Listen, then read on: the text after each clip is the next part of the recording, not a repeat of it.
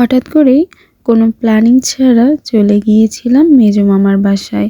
সেখান থেকে সকালবেলা ঘুম থেকে উঠে খাবার দাবার খেয়ে সকালের নাস্তা কমপ্লিট করে চলে গিয়েছিলাম টুটপাড়া জোড়াকল বাজার।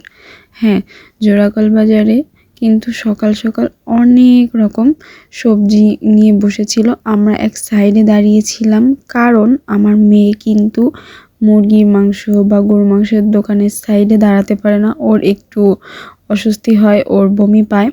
যাই হোক, এখানে আমি এক সাইডে দেখছিলাম এক কাকা কলা বিক্রি করছিল। তারপর আমি আমার মেয়েকে নিয়ে বাজারটা একটু ঘুরে দেখছিলাম। এক সাইডে একজন কোয়েল পাখি এবং কবুতর বিক্রি করছিল। সেখান থেকে চলে গিয়েছিলাম সাইডে হাঁটতে হাঁটতে, দেখি অনেক রকম মোটা মোটা চুই ঝাল, অনেক মজার চুই ঝালগুলো। তারপরে তার একটু বায়না ছিল ক্লে কিনে দিতে হবে। তারপর দেখি আম্মু আর মামি মিলে পোলাও চাল কিনছিল, বিরিয়ানি হবে এই জন্য।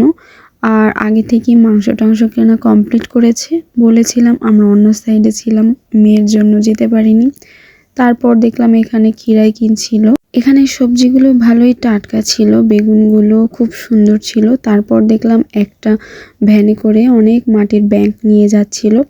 তারপর গেলাম হচ্ছে মিষ্টির দোকানে দধি নিতে, আর ছোট্ট একটা ঘির প্যাকেট পেয়েছি। আমার মেয়েটা দেখে বলছে খুব কিউট।